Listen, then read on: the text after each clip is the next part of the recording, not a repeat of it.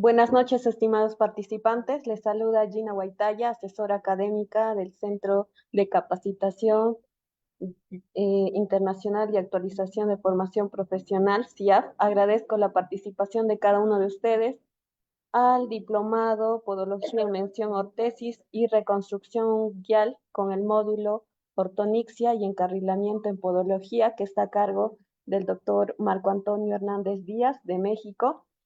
Para el buen desarrollo de la ponencia se les recomienda, ¿no?, mantener sus micrófonos y cámaras apagadas a menos que el ponente lo solicite, y para dudas y consultas al finalizar la ponencia. Buenas noches, doctor Marco Antonio. Le doy pase a su ponencia.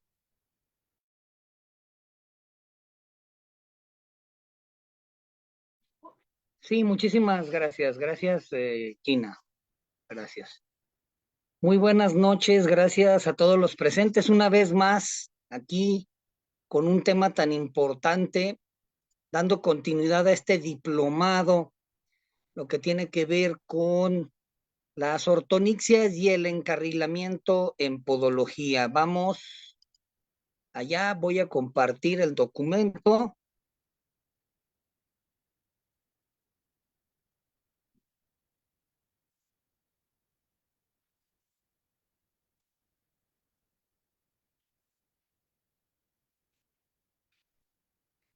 Listo. Ortonixia y encarrilamiento unguial en podología. Se ha escrito mucho y hay bastante experiencia respecto de la utilización de la ortonixia como un dispositivo ortésico para la corrección de las hiperconvexidades y dismorfias unguiales, también como profiláctico en la onicocriptosis a repetición. El encarrilamiento es un procedimiento de recuperación de la anatomía del surco onicocanal que está relacionado con el perfecto conservamiento y alineación de la lámina unguial.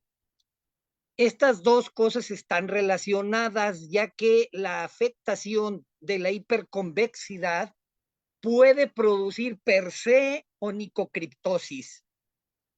Y sin embargo, ante las presencias de las hiperconvexidades variadas que existen, conocidas como dismorfias, desde el punto de vista clínico parece no tener una relevancia muy importante. Sin embargo, sí, como podólogos entendemos que estas anomalías de la curvatura son predisponentes para anomalías como la onicofosis, dolor crónico de los tejidos adyacentes y de la onicocriptosis. Entonces entenderemos que es necesario una rehabilitación unguial a través de un proceso del encarrilamiento, es decir, la utilización de dispositivos simples como férulas en surco onicocanal. Lo que hay que entender es que ortonixia como dispositivo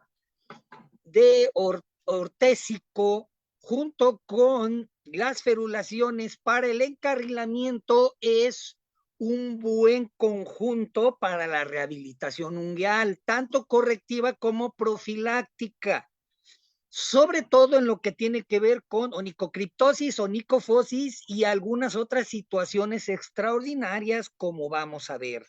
Bien. El encarrilamiento unguial, alteraciones unguiales relacionadas. El aparato unguial puede verse alterado en algunos de sus componentes. La lámina unguial está sujeta constantemente a diversas situaciones y energías y su adaptación está presente. No solamente la lámina unguial como tal, sino que en la propia porción distal de los dedos es parte importante del mismo, ya que pueden sufrir algunas alteraciones diversas como consecuencia de patología del plato unguial. Cualquiera de estas situaciones puede llevar al encajamiento. Incluso existen situaciones del encajamiento distal de la lámina unguial. Si bien este documento no se va a enfocar directamente a esto, debido a que tenemos que analizarlo en otro espacio, hablar de la onicocriptosis, la retroniquia y el encajamiento distal del plato unguial. La onicocriptosis está largamente estudiada como uno de los fenómenos de mayor ocurrencia traumáticos del aparato unguial. Algunas situaciones importantes dentro de las alteraciones unguiales pueden favorecer estas situaciones, tanto el dolor crónico como el riesgo de la onicocriptosis. Las dactilopatías, las que involucran la morfología del dedo, son una de las situaciones que son consideradas factor importante en la adquisición de estos problemas. Algunas onicopatías importantes que involucran tanto el grosor como la curvatura de la lámina, el hallux valgus pronado, hallux flexus, hallux extensos y demás. La hipertrofia de los rodetes periunguiales, la exuberancia, si acaso, son una de las situaciones más frecuentes en el hallux, en el primer segmento. El pie egipcio como tal es uno de los más prevalentes en su morfología para la adquisición de onicodactilopatías, aquellas relacionadas incluso con situaciones de riesgo para presentar complicaciones por traumatismo o microtraumatismo asociado. Por podopatías, sí, el desequilibrio puntual del apoyo, la biomecánica y la adaptación del complejo dactilar puede predisponer a una lesión, tanto también al compromiso de la integridad de los surcos onicocanales. Las propias posturas de descanso, algo que pudiera parecer tan trivial, también impacta.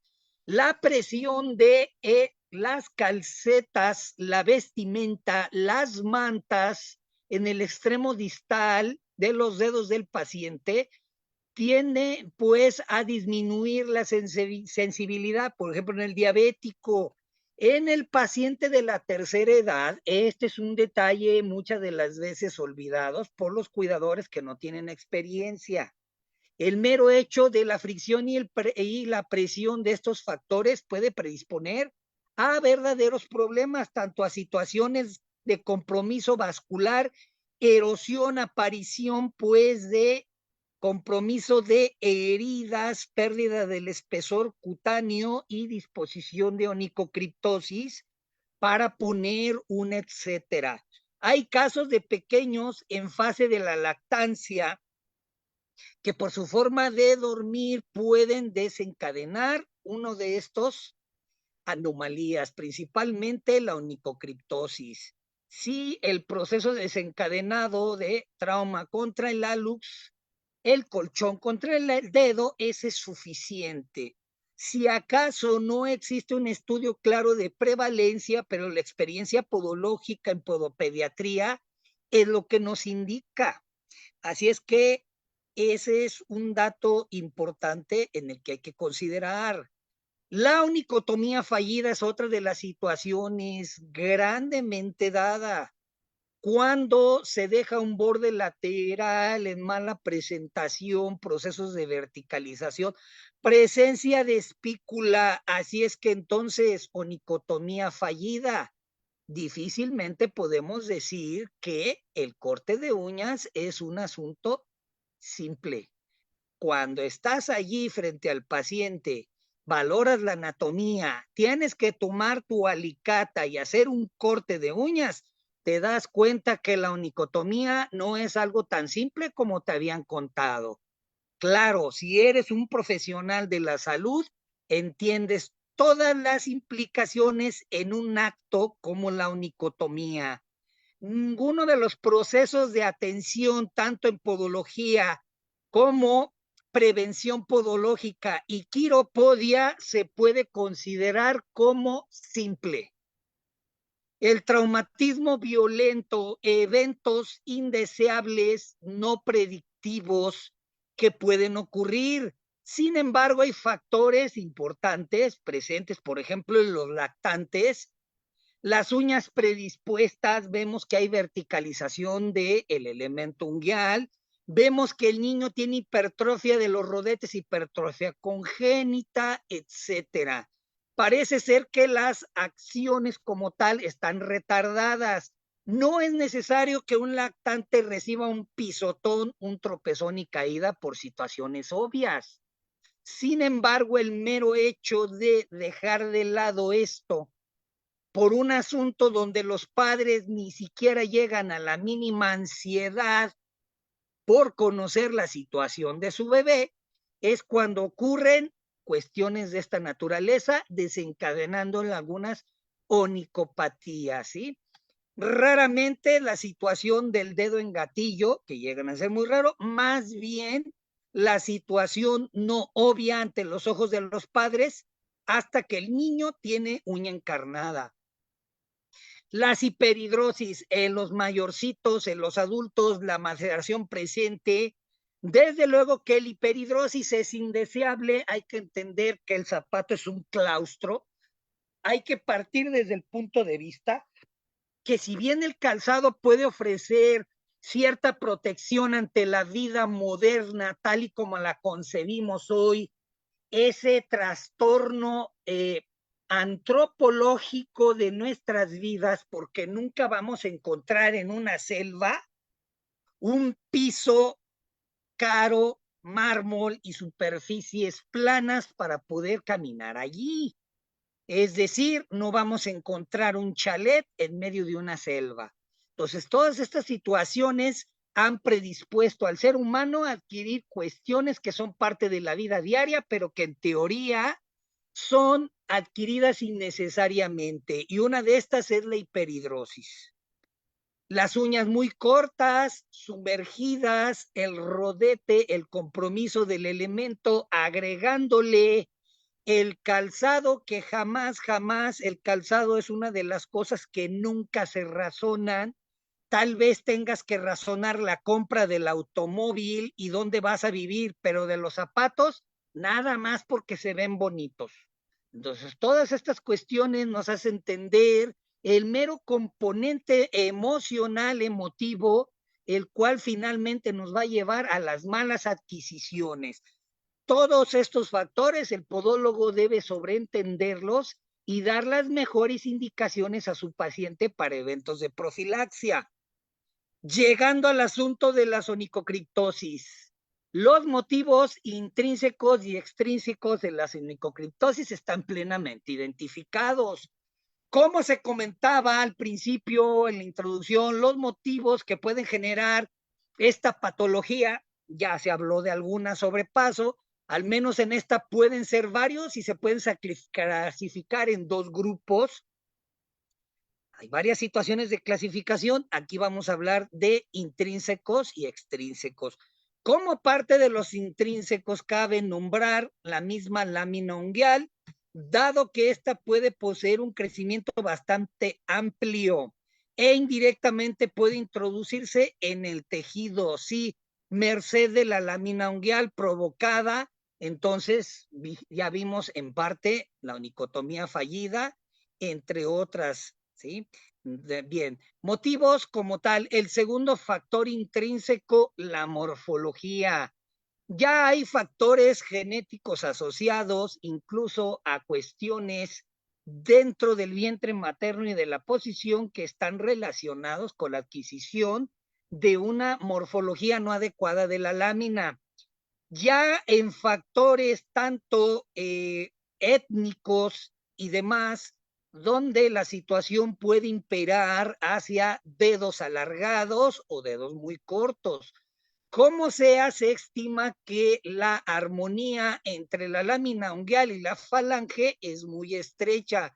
Cuando esta armonía se rompe es porque evidentemente hay una cuestión morfológica implicada.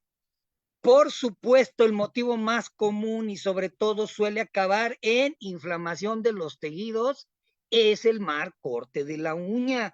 Aunque el podólogo puede identificar tempranamente algún compromiso morfológico indeseado de la lámina unguial, aún ahí no necesariamente tiene que obrar en contra a producir una onicodactilopatía, siempre y cuando haya una intervención oportuna. Como parte de estos factores ahora extrínsecos, cabe nombrar pequeños traumatismos continuados que afectan la lateral de la uña, como en una excesiva presión de la lámina unguial motivada por el uso del calzado inadecuado, estrecho, poca altura de la pala y otro, etcétera.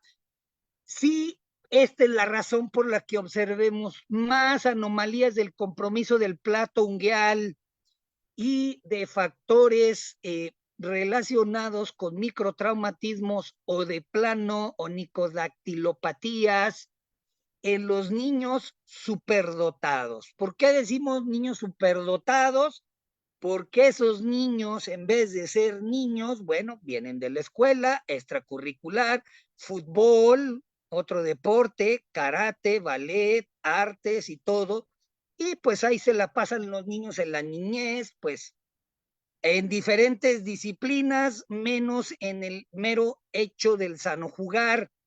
¿Qué implica esto? La gran cantidad de estrés al pie y observar los estragos que necesariamente el calzado puede obrar sobre su pie. Los motivos intrínsecos e extrínsecos, nuevamente, corte incorrecto lateral de las uñas, padres bien intencionados, pedicuristas no capacitadas y otros pueden producir la existencia de una espícula dejada a merced del crecimiento. Ya sabemos entonces, onicocriptosis. Los traumatismos violentos, igual, son factores latentes que van a llevar al caso.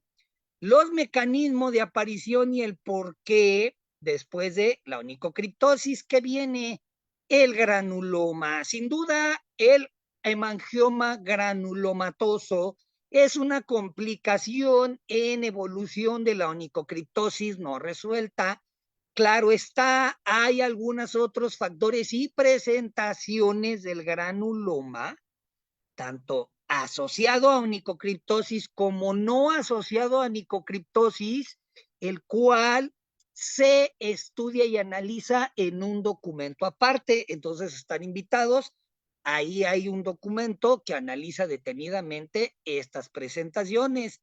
Entonces, el borde de la lámina unguial, el proceso injuriante, la proximidad como tal, la existencia de la herida, el proceso de cicatrización imperfecta, donde todos los estadios se entremezclan para finalmente ver que el proceso de cicatrización es imperfecto y entonces viene una plétora inflamatoria con una neoformación de tejido, que es lo que representa el granuloma hemangiótico.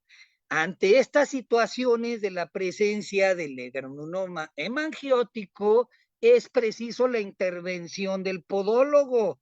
Hay maniobras tanto conservadoras como quirúrgicas. Los estudios clínicos nos dicen, las maniobras conservadoras son de alto éxito, son recomendadas desde luego.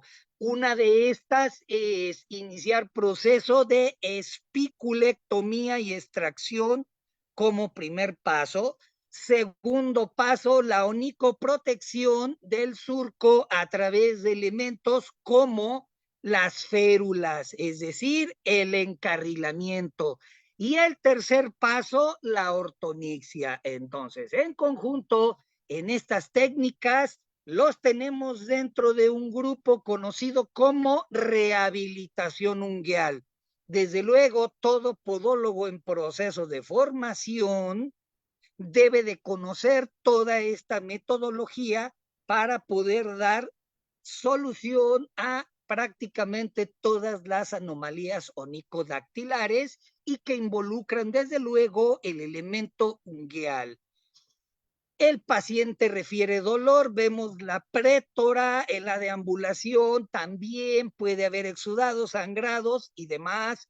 Sin embargo, como acabamos de ver, el proceso temprano y la solución es realmente simple, ya que los procesos conservadores de mayor éxito, los que no son cruentos, son los de mayor éxito, sobre todo en los tiempos de recuperación.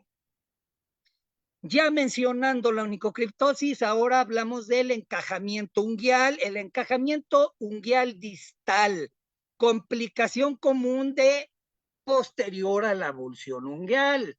Si después de un evento de abulsión unguial, sea traumático, sea quirúrgico dirigido, sabemos que en el proceso de la recuperación de la uña puede ocurrir un choque donde antes no había controversia. Ahora la controversia se va a dar con la lámina sobre el tejido blando, específicamente con el eponiquio, da el cual origen a un anillo distal que interfiere con el crecimiento de la uña recién formada. Si analizamos la anatomía del aparato unguial y entendemos que la morfología del pulpejo es muy, vamos a decir, específica, muy especial, llena de multicompartimentos, septos, fibras, sí, de cuestiones de zonas fibrosas septadas, además de la existencia de un ligamento distal aplicada en la parte superior del pulpejo, el cual forma un anillo, el cual se adhiere directamente a la parte distal de la falange para estabilizar todo el conjunto del tejido blando. Esto continúa obrando aún sin la presencia de la uña. Cuando la uña se pierde es cuando la controversia surge, porque ahora este anillo fibroso se contrapone a que la lámina unguial llegue y se implante de forma natural. De ahí que se requieren entonces procesos para la recuperación de dicho tejido. Así es que tengamos en cuenta que hay algunas excepciones de origen congénito y otras que cuentan con antecedentes familiares. Si la abuelita en el nacimiento lo primero que hace va y cuenta los deditos, ¿verdad? Tiene 10 dedos, ya la libramos, ¿verdad? Y luego lo que se observa, tiene el dedo del papá. Entonces, muchas de las situaciones observamos que los rasgos en cuanto a la morfología de pies y dedos es altamente dominante. Entonces, hay algunos otros factores que están orientados hacia patologías particulares como el hipocratismo, ¿verdad? Lo que evidentemente va a traer un compromiso a todo el conjunto unguial. Entonces, la lámina puede presentar dismorfias sin complicar al paciente y por lo regular esto es lo que siempre ocurre. Una dismorfia y el paciente, si tú no le dices, hey señor, su uña tiene una anomalía de convexidad, a lo mejor ni lo toma en cuenta. Sin embargo, lo que hay que entender es que en algún momento dado de su vida y de su existencia, eso va a obrar en contra en combinación con factores traumáticos, especialmente el calzado, lo que nos puede llevar a un compromiso posterior como una onicodactilopatía por microtraumatismo repetitivo, hipertrófico simple o cuestiones como onicocriptosis o el clavamiento distal como acabamos de ver. El 90% de los dimorfismos unguiales no tienen por sí interés podológico, pero sí, como acabo de decir, por los factores que estos pueden ocasionar. Las causas, entonces, como vemos, pueden ser adquiridas o no, llevar un proceso anómalo del plato unguial. Normalmente la disposición del plato contrarresta las fuerzas que ejercen al caminar. Es natural que en cada paso la lámina unguial ofrezca resistencia a todo el conjunto, porque precisamente para eso está. Entonces, la pérdida de la contrapresión inducida por la desaparición del plato unguial va a llegar entonces al hecho de la expansión dorsal del pulpejo. Sí, porque como ya esos elementos de tracción continua de la que acabamos de hablar, de esa zona septada fibrosa, entonces va a ser un proceso de retracción simple en todo el conjunto. Es decir, el tejido blando puede llegar a colapsar, aún hablando de la pérdida de la configuración normal de los carriles, de los surcos onicocanales. Así es que en este sentido, cuando la uña no está y estamos en la espera de la llegada de la nueva, hay que hacer terapia de recuperación para que ésta se implante. Sí, acabamos de ver de estos factores en ortopodología, pero hay otro factor, no lo estoy incluyendo aquí, pero es necesario mencionarlo y que se analice en otro documento aparte, son la reconstrucción ungueal acrílica. Es otro de los elementos, sobre todo ante la pérdida de la lámina ungueal. Entonces, todas estas cuestiones, además de la hipertrofia de los bordes laterales y otra, suelen ser uno de los factores más importantes en el encajamiento distal de la lámina. Dicho borde prominente de tejido va a formar entonces la resistencia que finalmente va a llevar a este evento. Luego entonces viene la situación de la profilaxia. Ya hablamos un poco de ello, particularmente la utilización de los acrílicos en el tejido para la recuperación del compendio del aparato unguial, es decir, del lugar de la lámina unguial, específicamente en el lecho. Ahora, otro factor, el encarrilamiento unguial, es otro de los elementos dentro de los procesos. El encarrilamiento unguial va a ser a través de férulas, sí, dispositivos de ferulación que se van a aplicar directamente en surcónico canal. La colocación de una férula de plástico puede considerarse siempre para el tratamiento de la uña encarnada. Aquí vamos a mencionar únicamente las ferulaciones de plástico más conocidas y estándar. Sin embargo, últimamente se han introducido algunas nuevas tecnologías en los procesos de recuperación del surco onicocanal a través de ferulación con elementos como la gutapercha, la cual es una resina natural del árbol del mismo nombre, gutapercha, presente en papelillos cónicos utilizados por los odontólogos en los procesos de oclusión radicular. Es una pasta maleable que al ser calentada de forma rápida puede introducirse en surcos onicocanales, obrando como un verdadero evento de choque y protección a modo de ferulación. Lo menciono de paso únicamente, sin embargo, vamos a analizar las más estándares.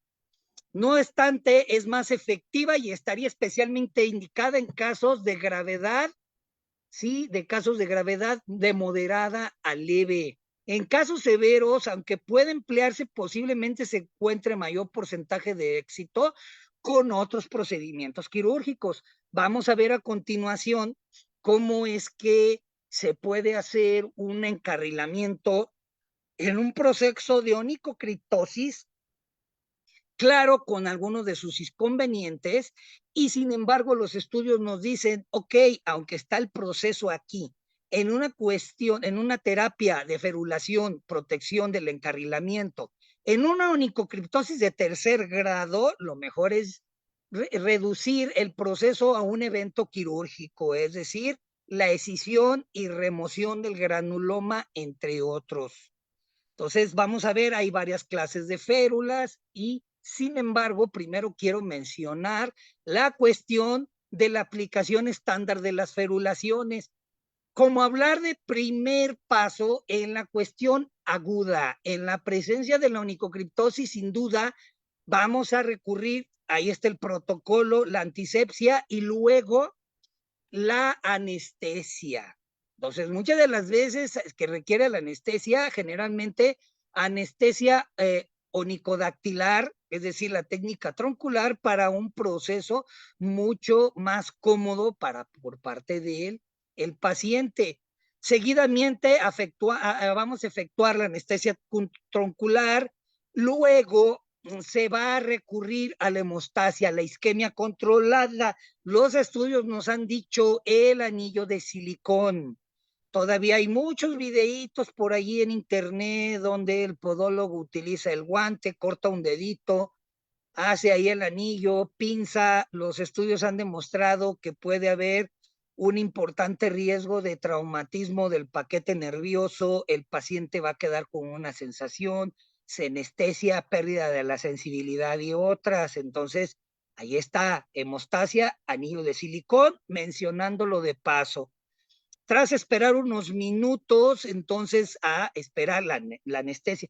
Ya hablamos de la anestesia en otro apartado, cómo es necesario esperar aproximadamente incluso la lidocaína de acción rápida hasta casi 10 minutos. Bien, en el proceso entonces se va a proceder contra el tejido de granulación imperfecto, luego efectuar situación de la hemostasia y sin embargo, en el proceso ulterior hay que hacer, en el segundo paso, la preparación de la férula de plástico. Como férula de plástico, por lo regular se utilizan el protector plástico de la punta del electrocauterio, o sea, del bisturí eléctrico. Las piezas vienen con unos túbulos muy delgados de plástico de polietileno, el cual se puede cortar y eso puede servir para la aplicación lateral. Es un material sencillo de obtener, buena rigidez, suficiente para la manipulación en la inserción. Desde luego hay otros materiales aquí como la sonda nasogástrica, punto 5 francio. La sonda nasogástrica, como su nombre lo indica, es esa cánula de PVC de uso médico, el cual se puede cortar y nos va a servir exactamente igual. Entonces ahí está, hubo la incisión longitudinal realizada a través del tubo de plástico. Ahí lo observamos. Siguiente, colocación de la férula con pinza mosquito curva, despegando el borde lateral de la lámina unguial subyacente en el pliegue. Se va, ahí está, ¿ah? Inmediatamente después, incluso el proceso de espiculectomía, seguidamente con la ayuda de la pinza, insertamos la férula en el borde lateral unguial hasta llegar a la altura del pliegue proximal. Dicha inserción se efectúa de modo que la lámina unguial penetre a través de la incisión que realizamos previamente con la férula de plástico. Nótese, ahí está, en el borde lateral de la lámina unguial, penetra a través de la inserción efectuada y luego se realiza un corte en la parte del tubo que sobresale con tijeritas, ¿eh? Entonces, por lo regular, este dispositivo no es necesario ponerle algún adhesivo. Entonces, por lo regular, procedemos entonces el momento a la retirada del torniquete, mejor dicho, del anillo hemostático, finalmente, con el fin de evitar la salida accidental de la férula. ¿Sí? Aplicamos, hay un apósito plástico en aerosol, que es un apósito protector de heridas, ¿sí? O el llamado Steri-Strip de 3M, que es una sutura cutánea adhesiva para proteger el conjunto. El Steri-Strip está disponible prácticamente en todos los países de América. Y aplicación de apósito simple, ¿eh? Entonces, hay algunos que son en aerosol y algunos otros son sencillamente apósitos tubo, ¿sí? Y algunos otros como venda elástica autoadherible. El cuarto paso, los cuidados postoperatorios, retirada de la férula plástica en caso del dolor después de las 48 horas, de ahí que les decía, Desde luego se va a recomendar una administración concomitante con la férula, ibuprofeno 600 miligramos, paracetamol 1 gramo cada 8 horas para poder ayudar al proceso de adaptación a la férula. Efectuamos una primera revisión de consulta 48 horas. Si todo está en orden y el paciente no acusa ningún problema, entonces se va a dejar allí la férula en el lugar proximal por algunos días. Se recomienda al paciente un lavado simple, que no manipule, agüita, jabón, nada más.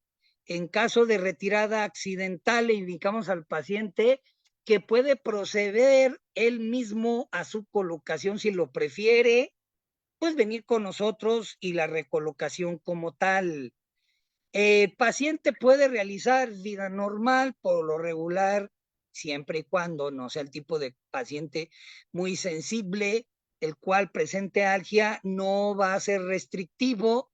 Puede incluso el deporte acuático, playa y demás.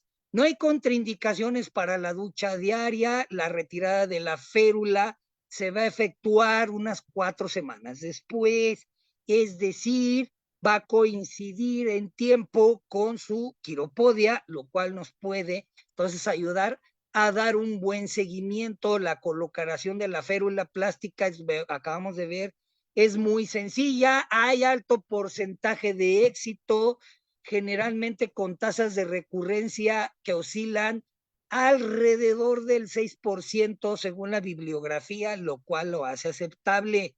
Si bien ha habido otros estudios que son ligeramente peores en recurrencia, es decir, llegando hasta el 30% de los pacientes, hay que tener en cuenta que hay muchos factores de severidad, ya que estos estudios se han realizado en pacientes con onicocriptosis de tercer grado.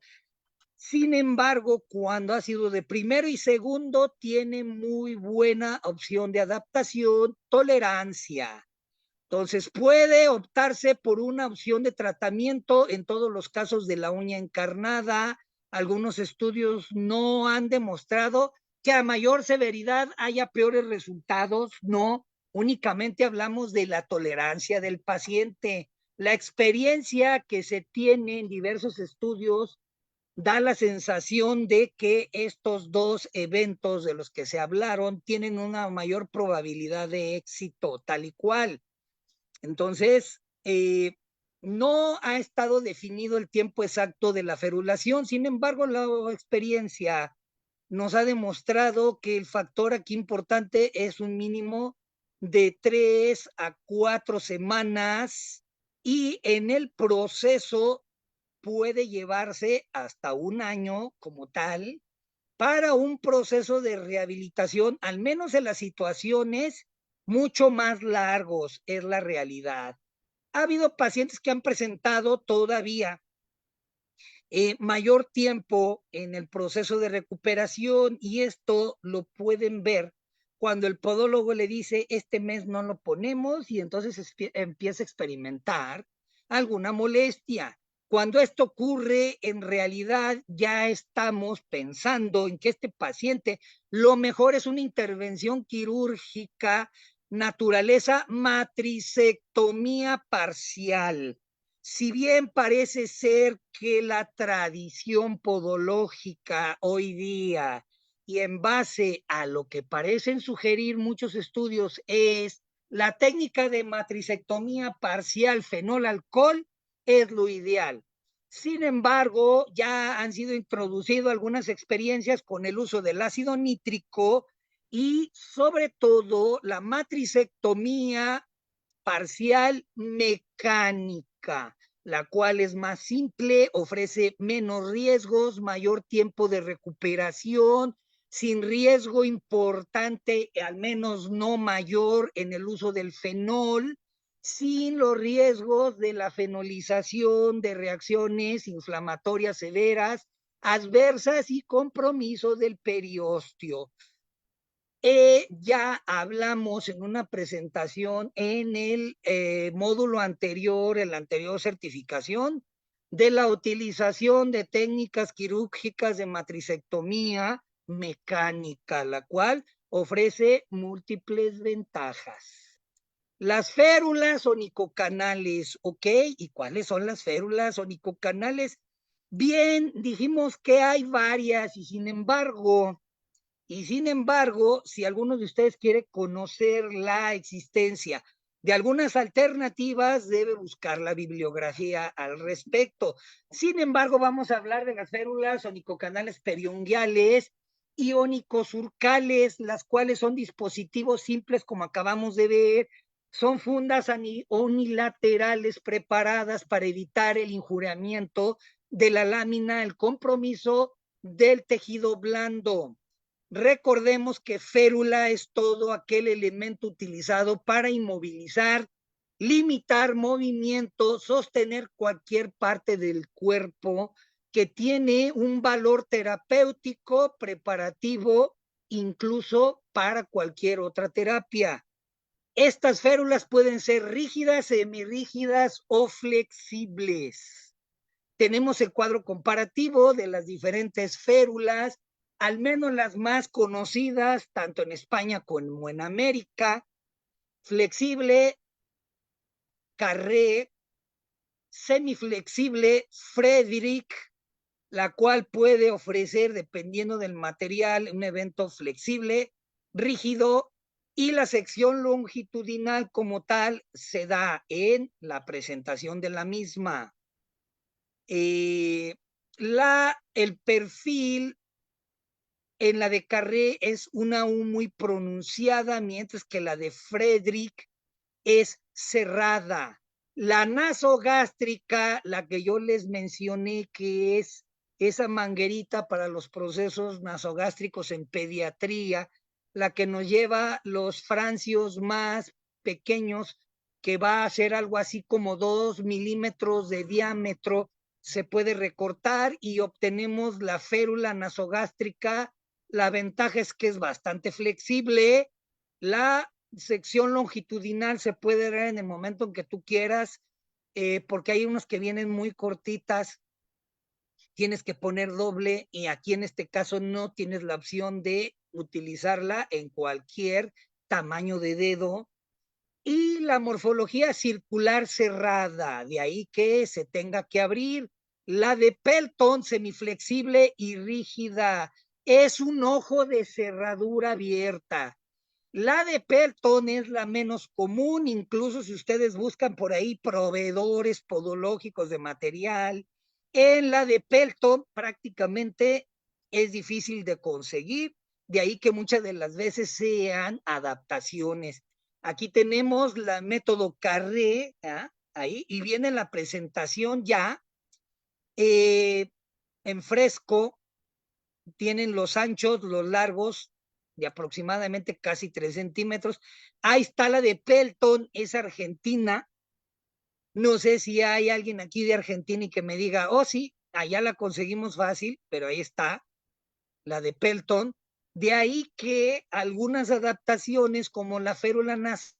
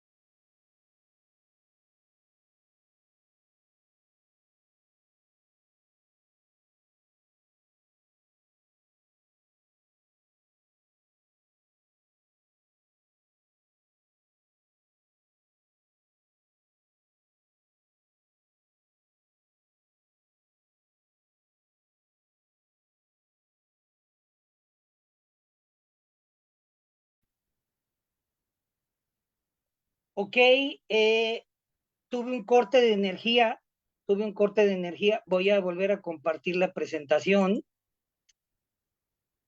Son las cuestiones fuera del alcance de uno, ¿verdad? Entonces continuamos.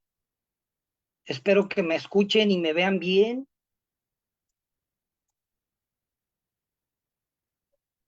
Perfecto, Sí, parece que doctor, todo se le está. escucha.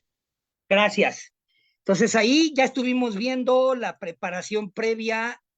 La aplicación como tal es muy sencilla, llevando el proceso de separación de la lámina, llevar la férula al borde, ahí mediante el explorador, cucharilla o incluso una pequeña gubia.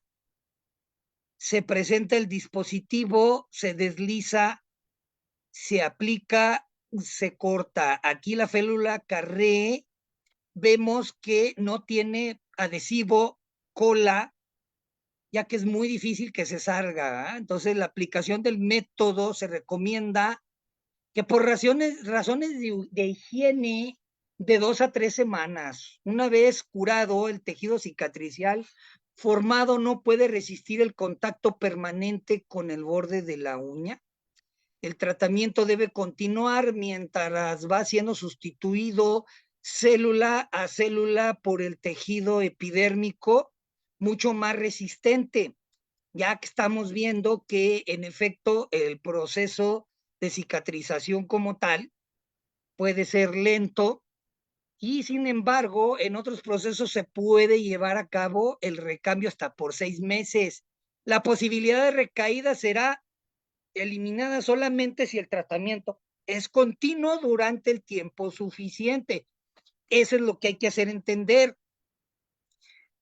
Por lo regular, estos dispositivos carecen de adhesivo, lo cual nos permite la retirada y la repuesta de forma muy rápida, son muy discretos, ya que los colores prácticamente son casi del color de la lámina ungueal, lo que difícilmente los deja ver, no son agresivos como tal, anatómicamente se adapta de forma natural.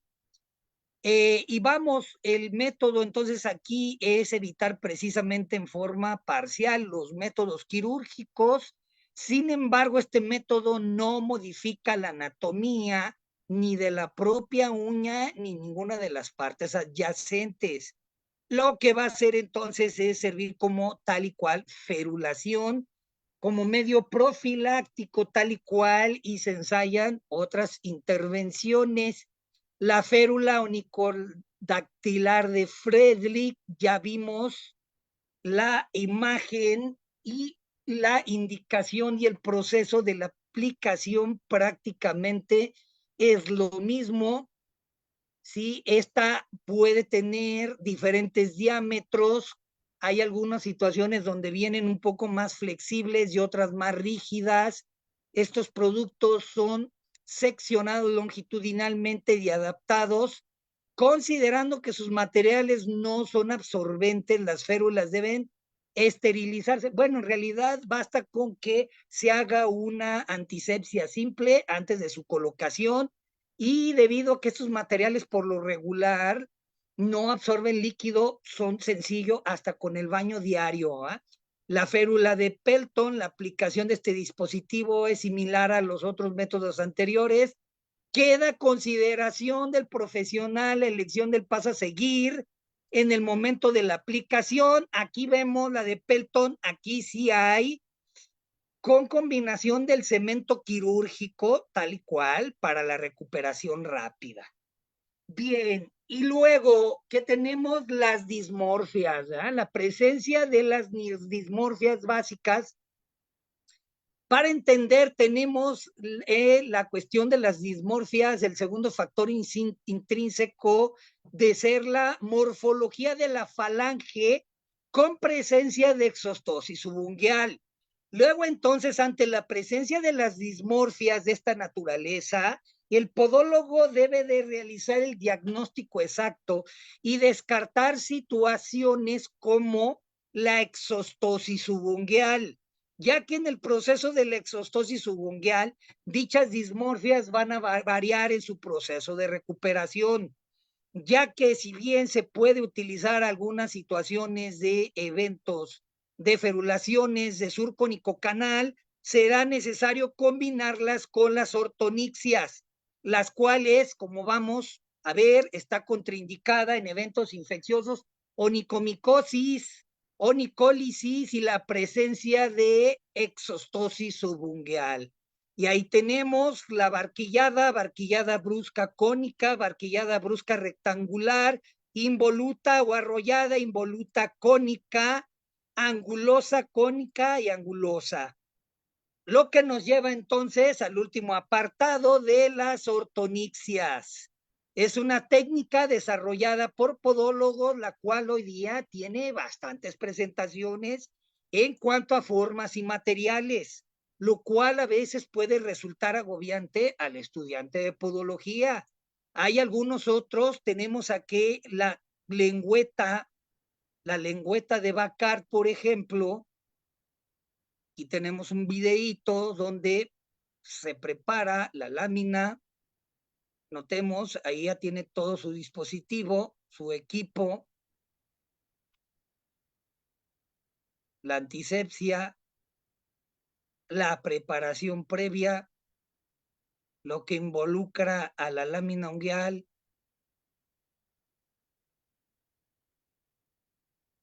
revisión de los surcos.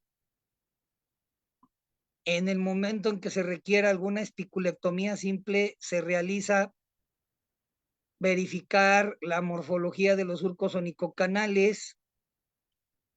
La lengüeta de Bacard o Bacard viene así, es un alambre de acero recubierto con polímero de un largo estándar. El podólogo presenta, hace la medida, realiza el corte. Ahí está la lengüeta de Bacard. El problemita de esta lengüeta de Bacard es que es así, literalmente, un alambre recubierto con polímero. Ahí está. Y a veces ese alambre puede sobresalir, puede haber un mal corte, va a resultar incómodo al paciente. Se aplica el adhesivo, la preparación de la lámina, se seca, se aplica el adhesivo, se presiona y la lengüeta ha quedado fija. Esto que acabamos de ver prácticamente son todos los mismos pasos en cualquier técnica para la fijación de las ortonixias. La única variante va a ser la utilización de algún adhesivo composite rígido o flexible de polimetilmetacrilato o adhesivo cianoacrilato. Entonces, ya sea con la fijación de cianoacrilatos o no, o resinas solas, tanto rígidas, flexibles como composite. Entonces, los beneficios son la corrección precisa de las morfologías de la lámina. Es un tratamiento no invasivo, altamente efectivo para la profilaxis y corrección de la onicocriptosis como tal. Entonces, requiere pues la prescripción del podólogo, la preparación, la aplicación, la fijación del dispositivo para cuestiones de efectos duraderos y eficaces, lo cual está respaldado con estudios clínicos. Las contraindicaciones, aquí las tenemos, las mencionamos: la falta de sustancia de la lámina unguial, fragilidad, lo que implica onicólisis, onicomicosis y otras naturalezas. Entonces, hay algunas cuestiones que se han introducido últimamente en el mercado, que desde luego un podólogo serio no incursionaría en la utilización de situaciones como lo que estamos viendo aquí, que no tiene nada que ver con la ortopedia y la ortoplastía podológica, para nada.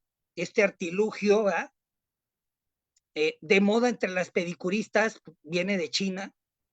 Y tenemos el primero, la ortonixia con imanes de neodimio, fue concebido por un podólogo mexicano de nombre Luis, el cual, según informa, tiene muy buenos resultados.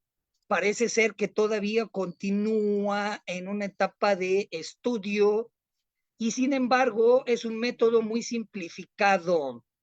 Sí, la correlación de datos y experiencia tendrá que darse a medida que la técnica es utilizada, ¿verdad? Entonces, todos aquellos que ya la han utilizado nos pueden decir con claridad cuál es su utilidad.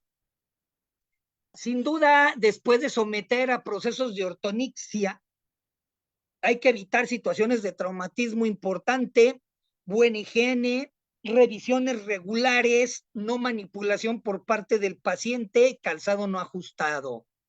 ¿Qué tipos de ortonictia hay? Aquí las tenemos: del dorso unguial, sonda guía para la uña, gutapercha, la resina autopolimerizante completa, gel de taponamiento, gasa, algodón, hilo dental, el cual parece que hoy día ha sido abandonado, férulas elastoflexibles, Celistem, Podostrip, metálicas como bracket, botones, como estamos viendo aquí. Ya hay botones plásticos, botones acrílicos, hay diferentes presentaciones de brackets, alambre moldeado, Fraser Sponge, BHO Sponge, Sistema 3TO, Conviped, Podofix. Todos estos están dentro de los grupos de férula con resina combinada, férula única, alambre, alambre con y sin memoria, alambre de titanio, alambre de acero, brackets y botones. Todos estos caen dentro de estos grupos dependiendo a veces del laboratorio y la marca. Cuando hablamos de las férulas con dispositivos de alambre, bueno, tenemos una variedad de pinzas que nos van a ayudar a la configuración de las ortoniccias. Por lo regular, la ortoniccia va a consistir en un sector de alambre, el cual se le realiza una curvatura o dos centrales a forma de una omega, la cual nos va a servir para dar tensión a la férula y fijarla antes de que la tensión se pierda. Va a haber otras donde no es necesario el omega, pero el alambre es mucho más grueso y rígido y va a depender de la resina que se utiliza para fijarla sobre la lámina. La acción de tracción la va a ejercer el propio grosor y resistencia del material, a diferencia de las de omega. Las de botones requieren elásticos, entre otros. Todas las demás son combinaciones. Sí se pueden utilizar acrílicos solos y algunos termopolimerizables, como vamos a ver. Aquí tenemos las básicas: Angle, Hindenburg, rosca convexa, tres picos, Nance, pinza pico de pájaro, tres torres, doblez, doble punta y la pinza para bracket, para tomar los brackets, los botoncitos, entre otros. Entonces, ahí básicamente, como vemos en la ilustración, va a depender del calibre. Por lo regular, el calibre es acero, acero inoxidable y acero titanio, calibre .14, .16, dependiendo del grosor y del tamaño. Por lo regular, .14 como tal, mucho más grueso en algunos, en percepción al menos, que la .16, set llamada tipo Ross Fraser, que es la más tradicional. Va a consistir en este alambre así tal y cual, con un omega. Se va a disponer de forma distal en la lámina unguial con un alivio prácticamente inmediato, el cual puede permanecer de forma alejada distal para eventos rápidos y puede irse llevando hacia el segundo tercio de la lámina para ir obrando en la modificación de la curvatura ya existente. Existen numerosas variantes de la grapa. Podemos ver por ahí en el Google algunos resortitos, hilo retorcido a forma de un sinfín, de gusanillo, etcétera. Cualquiera de estas ortonixias que se ofrecen en el mercado son adaptación Ross y Fraser. Ya toca al podólogo elegir la que mejor le convenga. Lengüeta SBA, pequeña lengüeta muy fina, cristal epoxi, muy similar a la de resina de fibra de vidrio, incluso hay algunas de estas. La acción es muy limitada por el material del que está hecha, toman la forma de la uña, la fijación sin duda puede ser simple, sin embargo, ejerce un bloque de curvatura limitado, vamos a dejarlo para las pequeñas anomalías de convexidad y profilaxis inmediata de la sonicocriptosis. La fibra de memoria molecular, en cambio, técnica ortomórfica, todavía más utilizada. Este es un polímero Mylar mucho más noble, fácil de fijar. El inconveniente también es que ofrece mucho menos tracción. Sin embargo, se pueden adherir 2 o 3 laminillas para ofrecer un poco mayor de fuerza. Y sin embargo, no tiene la fuerza de, por ejemplo, esta lengüeta vacuar. Acabamos de ver el videíto. La correcta fijación es mucho más difícil, depende el podólogo. Nótese el cuerpo que contiene un alambre central un poco más difícil de cargarse de las plicaturas, más voluminoso, puede llegar a resultar traumático, sobre todo con el calzado. Existe de que el riesgo salga de la lengüeta, puede dañar las prominencias laterales y sin embargo la lengüeta vacuart pues no es tan sencillo conseguirla en América, mucho más simple en España. De ahí que vengan adaptaciones como la cadena elástica, el botón, dentro de odontología se conoce como botón sublingual, tiene el efecto de tensión graduada para la rehabilitación oral. Se puede utilizar con esta técnica adecuada, va a consistir en botones, 2 o 3 botones, dependiendo del grosor, la curvatura, y al cual se le aplica una cadena de tracción, la cual cadena viene en durezas, soft, intermedia, heavy, y el inconveniente es que con el tiempo la cadena se puede ir aflojando, factores de estrés, calor, ambientales y demás, lo que nos hace revisar dicha técnica de forma un poco más frecuente. Tendríamos que revisarla cada 3 semanas, tal y cual, y verificar incluso el tipo de cadena que utilizamos, incluso hay calidades y marcas. Los brackets también cómodos, se puede utilizar tanto el alambre de acero inoxidable, el hilo de titanio, y se puede enganchar de forma sencilla en brackets. El problema con los brackets a veces son los costos, ya que por lo regular los brackets te los venden en sets completos, 10 piezas aproximadamente, que pueden llegar incluso a cerca de los $100, lo cual en algunas situaciones resulta que el paciente no está dispuesto a pagar. El hilo de titanio, acabamos de ver ya al principio la ortonixia más tradicional.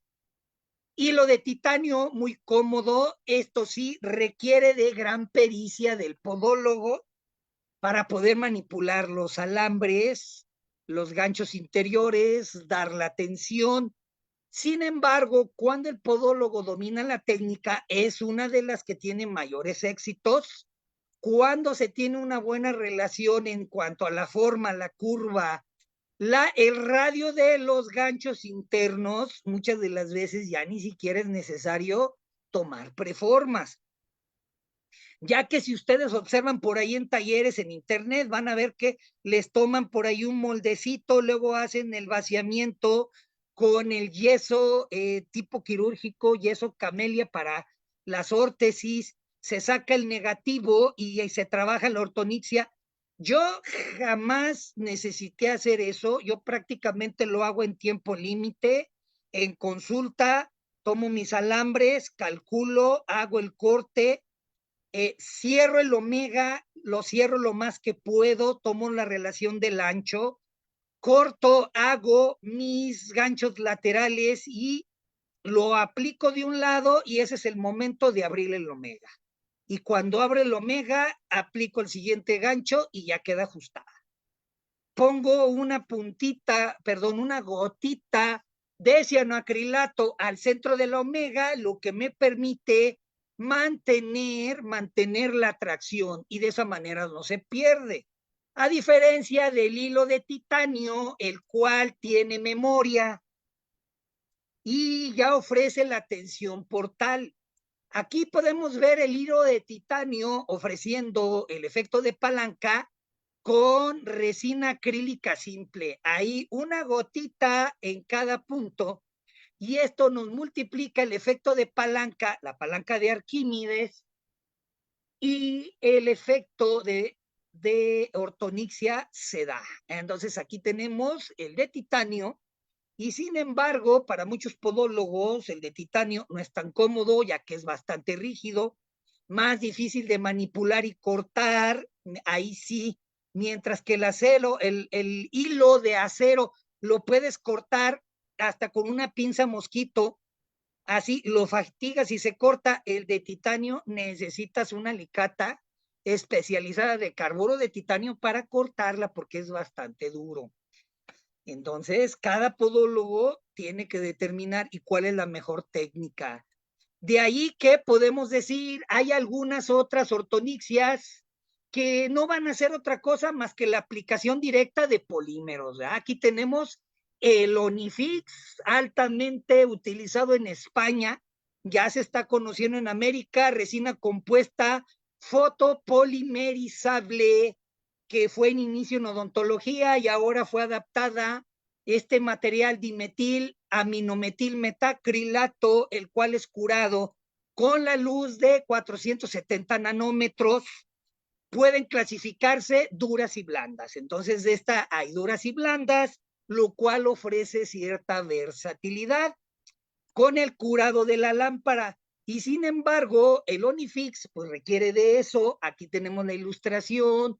La lámpara de curado estándar, esa odontológica, no se requiere de una mucho mayor, sí, muy versátil, ideal para deportistas diabéticos, uñas pequeñas, ahí donde no podemos poner ni la banda de memoria, ni los alambres, ahí está indicado, dicen los que tienen la experiencia en este material, eficaz estético, ¿verdad?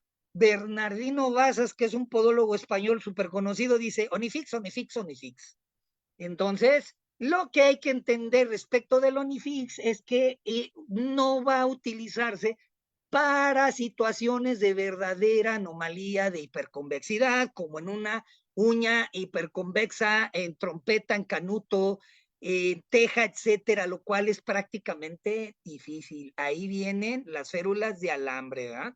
Las resinas duras, hay bastantes en odontología, pueden lograr estabilización, descompresión. La resina dura, hay ahí monodosis. ¿Para qué se van a utilizar? Bien, indicada en procesos de recuperación de lámina dañada, fisuras, etcétera, pero para la fijación importante y estabilización de botones, sobre todo en los botones, jeringa, monodosis, la fijación de los botones. Sí, también podemos utilizar la técnica sola, resina dura, hilo. Ahora la resina blanda, como acabamos de ver, la Onifix ahí es un bando un poquito más flexible como tal. La recuperación, aunque es mucho más lenta, pero es más cómoda. en algunas situaciones en pacientes de riesgo. Luego entonces, la preparación de la lámina, el fresado, obtener una buena superficie más o menos porosa, libre de grasa, por decirlo así. Se aplica el bonding, muchos de estos, la resina requieren un bonding que es un preadherente, y después de eso, la capa fina para que la uña pueda adherirse al material, viene el bonding y luego se adhiere el material, ¿verdad? Y prácticamente en eso consiste. Hay algunos materiales como el acrílico simple duro que van a requerir de hacerle ahí prácticamente unas pequeñas estrías a la lámina para que se adhiera. Sin embargo, también depende del buen secado de la lámina unguial. No hay que esmerarse demasiado, sencillamente acetona pura. La acetona pura es uno de los mejores desecantes que hay. No es necesario ir y buscar algo mucho más sofisticado. El proceso de desengrasado es también así de simple. Las escarificaciones se van a dar cuando de plano el bonding ya caducó, no adhiere bien, hay situaciones, fallos en la adherencia y demás. El uso de los bonding, eso sí, tal vez puede ser imperante la fijación de férulas completas de la uña en las mal llamadas onicoplastías, es decir, reconstrucción unguial con acrílico, ahí sí. Después, las fotopolimerizaciones tienen que ir acorde al tipo de material, el tipo de, es decir, del acrílico, el tiempo que te dice el fabricante y demás, pero en teoría, las mayorías bastan con la luz de curado fotopolimerizable unos cuantos segundos, que van desde los 10 hasta los 60.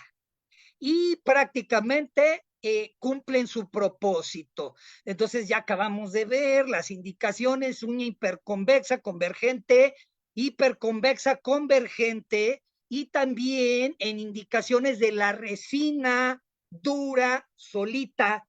¿Qué es lo que se puede hacer? También profilaxis. ¿Qué se hace?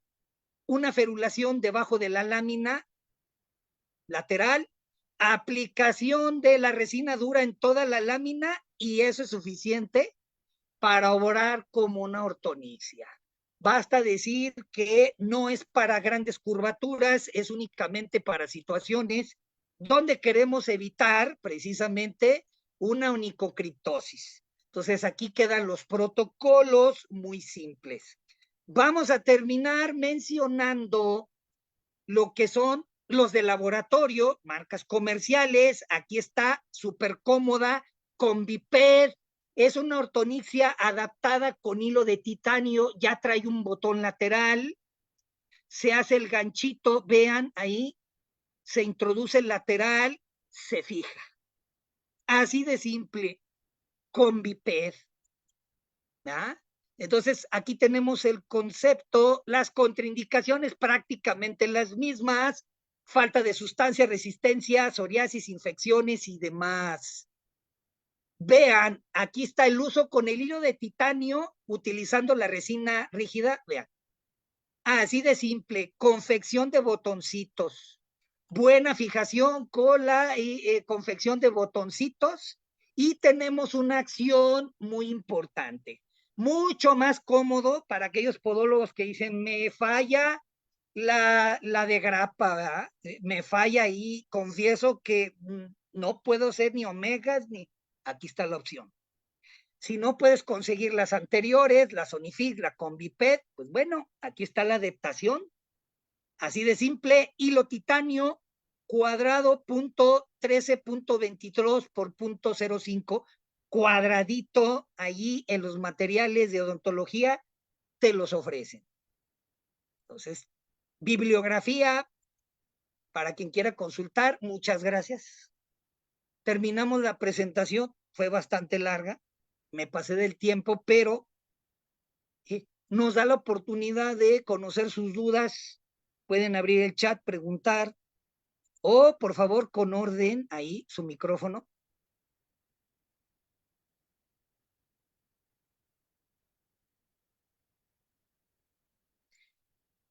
Bien, dice, ok. Todavía no hay dudas en el chat. Vamos a dar un minuto. Profesor, buenas noches. Hola, ¿qué tal, Ruth? Buenas noches, profesor. Una pregunta. Sí. He utilizado la fibra de memoria ¿Mm? en varios pacientes, pero siempre como que hay una lámina por más que le he tratado de lijar para que pegue bien y no pega. ¿Por qué? Ok, sin duda entendemos que la lámina unguial pues tiene cierta configuración en cuanto a la queratina.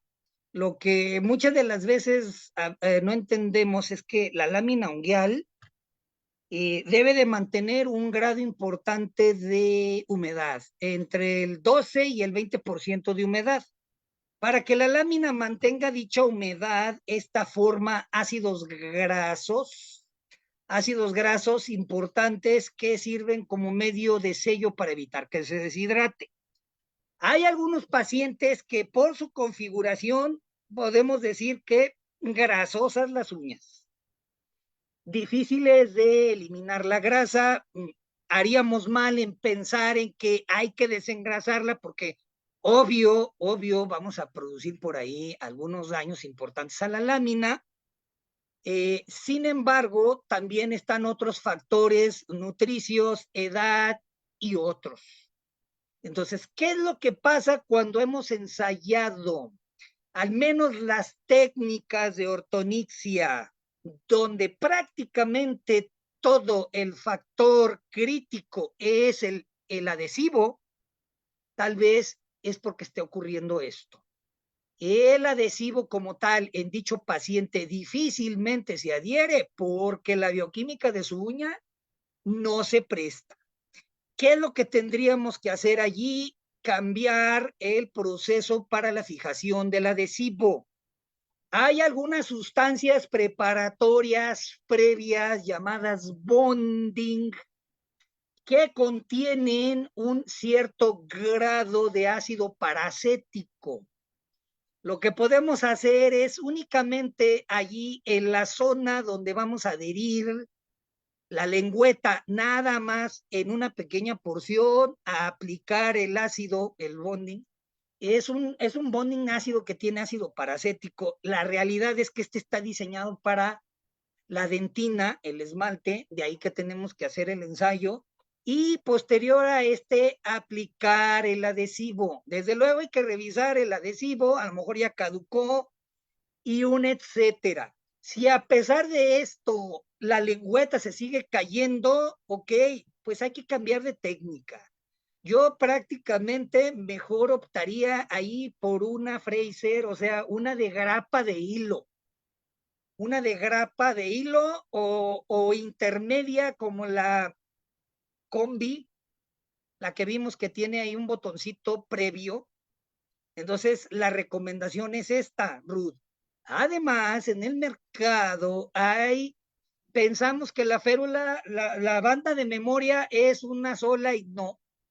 Hay variaciones de férula, hay una que viene de un plástico polietiltereftalato, ahí dice PPT, y otra que es un tipo de polietileno mylar, y otra muy, muy rígida que prácticamente es una epoxi, similar a las de fibra de vidrio. A lo mejor tienes que cambiar de una fibra a otro material, y si todo esto falla, entonces la recomendación es vete a la tradicional de grapa. Ahí sería Muchísimas gracias, profesor. Sí, muy Gracias. bien. Para servirte.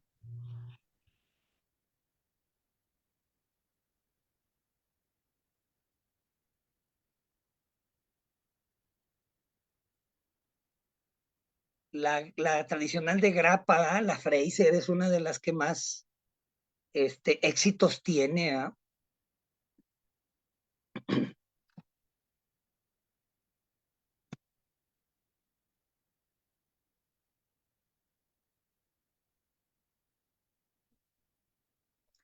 Bien, dice Melba, las técnicas de ortonictia a partir de qué edad existen.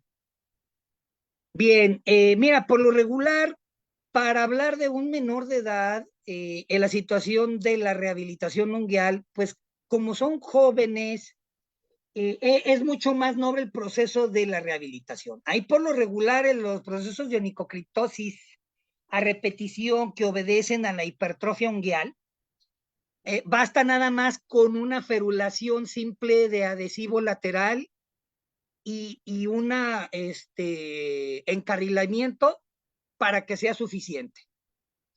Por lo regular, el pediátrico no requiere de utilización de las ortonixias, porque como su uña es muy delgada, muy plástica, etcétera, basta con el simple hecho de poner allí encarrilamientos. Si el pacientito es mayorcito, ya no es niño en edad 4 o 5 añitos, ya va para los 14, 15, pero que es considerado pediátrico, bueno, está la opción de la resina flexible única fotopolimerizable, ahí como la que les mostré, Onilac. Sin embargo, también les mencioné que dichas resinas, pues, son muy comunes en odontología, ¿verdad? Entonces, no, profe, es que Onilac, pues es muy difícil conseguirlo. La mera verdad no pude. Ok, váyanse al depósito odontológico, pídanle que les muestren las resinas fotocurables, tanto las intermedias como las soft, y esas funcionan igual, exactamente igual. Aquí la resina soft y la resina intermedia son ideales como técnicas de ortonixia en paciente pediátrico. ¿A qué edad? No hay ninguna bibliografía o algo que en teoría rajatabla nos diga aquí no, aquí no. Pero puedes imaginarte un paciente lactante que no ha llegado ni al año de edad y ya en el añito se le encarnaron 3 veces la uña. ¿Qué está pasando? Hay que hacer análisis. Y si es posible la aplicación aquí, es factible. Y estamos hablando de una situación de aplicación continuada y bajo verificación del podólogo, ¿verdad? Porque hay que considerar que el dietil metilmetacrilato y otras formas como estos fotopolimerizables pueden producir dermatitis al bebé, al lactante. Entonces, no es que diga yo, adelante, no, hay que considerar esos factores de riesgo. Si el proceso del cuidado y rehabilitación de dicho menor se puede llevar a través de ferulaciones simples, encarrilamiento y vendaje, adelante. Y si no, hay que evaluar si se lleva a cabo una resina fotopolimerizable, pero como acabo de decir, imagínate, lactante, su piel es 6 veces más delgada, luego entonces puede ser 6 veces más sensible, ¿verdad? Entonces eso es lo que hay que considerar, Melba. ¿Sí? ¿De acuerdo? Dice Claudia, psoriasis también, el tradicional, ok, hay que recordar que la psoriasis como una enfermedad altamente descamativa, si somos estrictos, la psoriasis no es una enfermedad de la piel, es una enfermedad de la epidermis. Entonces, imagínate cómo va a afectar la lámina unguial. Si hay algo que no afecte tanto a la lámina unguial, al menos son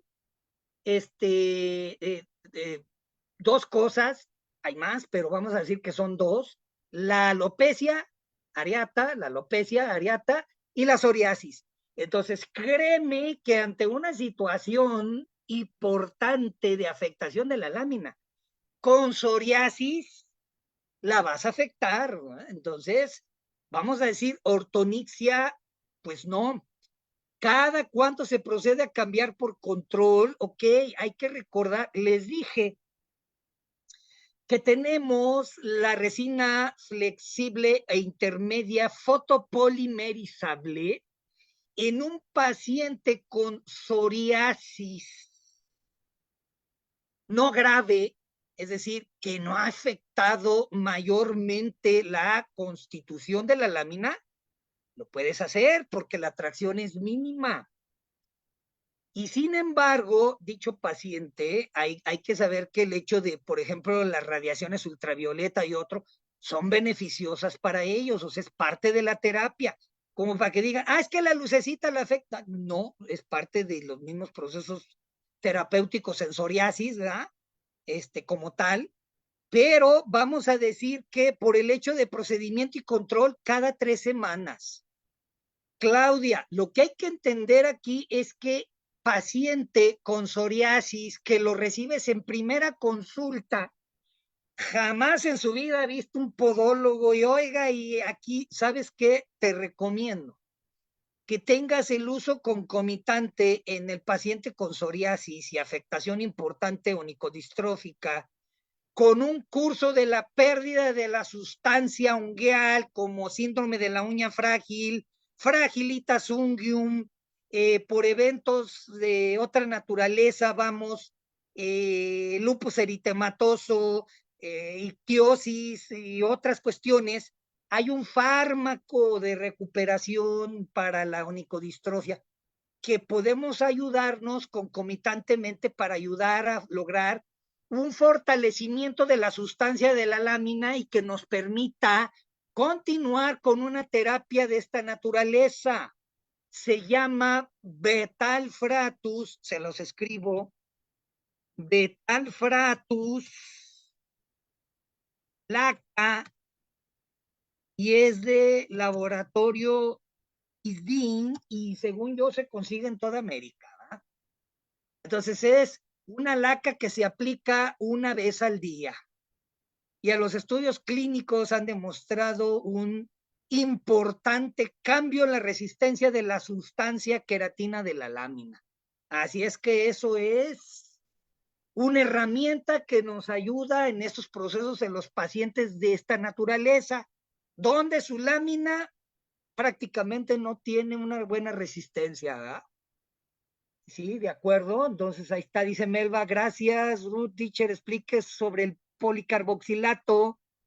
Ok, bien, el policarboxilato es una alternativa relativamente nueva.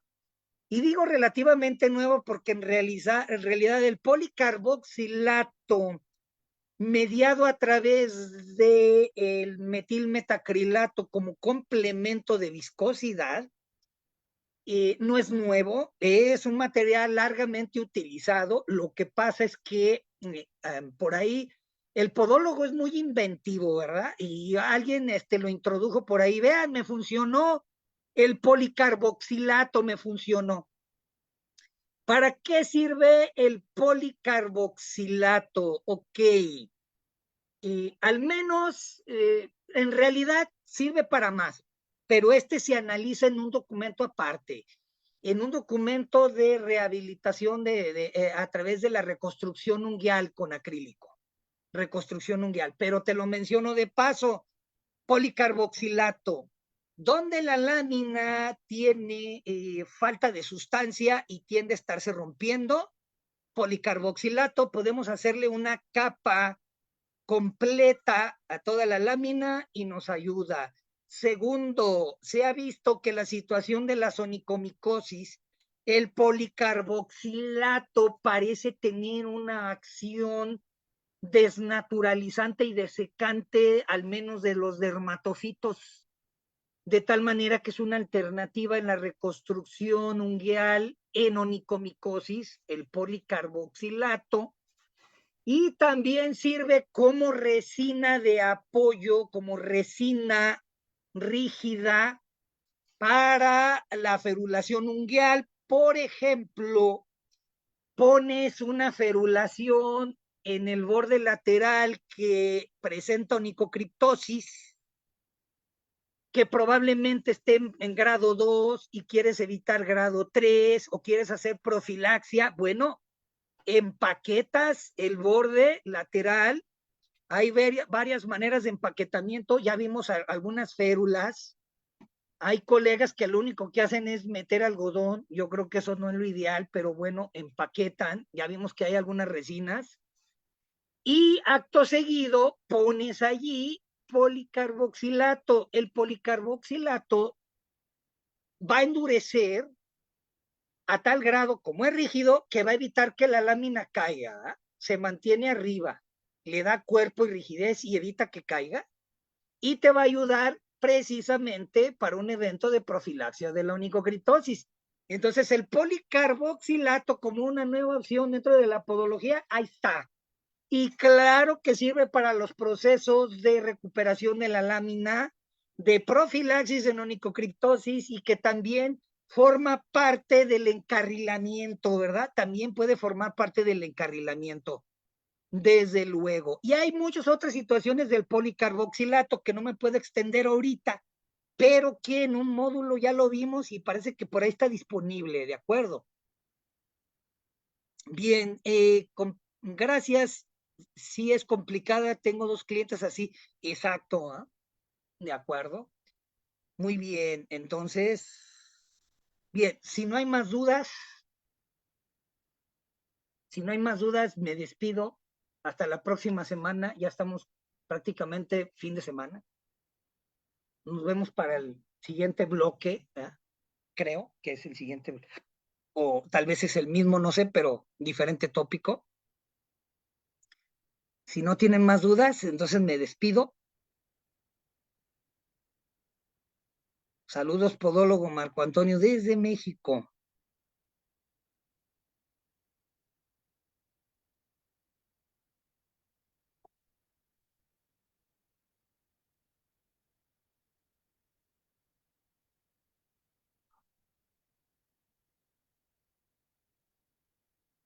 De nada, hasta la próxima, Claudia. Adiós, Cecilia.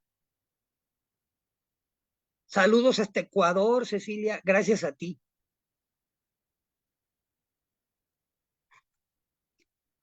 Gracias a ti. Entonces, hasta la próxima. Gracias. Carolina, Cecilia, Susan, Nancy, Melba, Ana Karina, Ruth. Desde Colombia, dice Ana Karina. Gracias también. Sí, es un gusto dar mis conocimientos, claro. Agradecida con usted también, Ruth. Gracias. Mil gracias, Carolina. Ok, también. Muy agradecido. Nos vemos. Tenemos una próxima cita la semana que entra. Salgo del aire. Saludos.